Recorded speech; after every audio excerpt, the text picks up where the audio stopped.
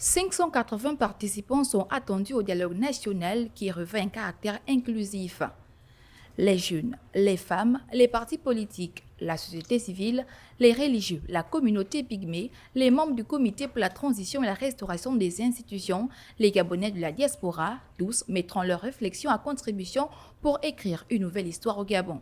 Le dialogue national inclusif a pour mission de fixer la durée de la transition et de proposer l'organisation politique, économique et sociale de la nation après la transition. En clair, le dialogue a pour but de préparer l'après-transition. La transition est un moment historique pour le pays après l'acte salvateur des militaires le 30 août 2023.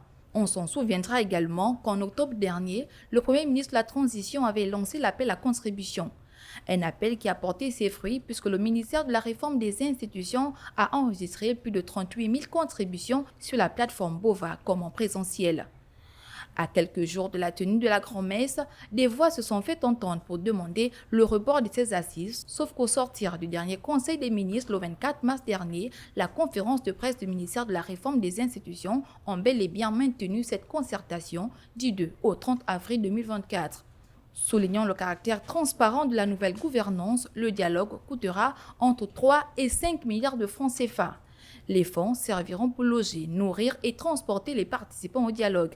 Pour ce qui est du déroulement du dialogue, le président de transition a désigné l'archevêque de Libreville qui a accepté de présider ces assises et les travaux se passeront en commission et en sous-commission. Les sous-commissions remonteraient l'information à la commission.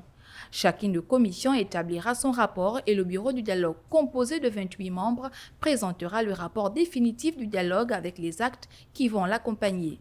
C'est ce document final que le président des assises, donc l'archevêque Monseigneur Ibaba, présentera aux autorités de la transition.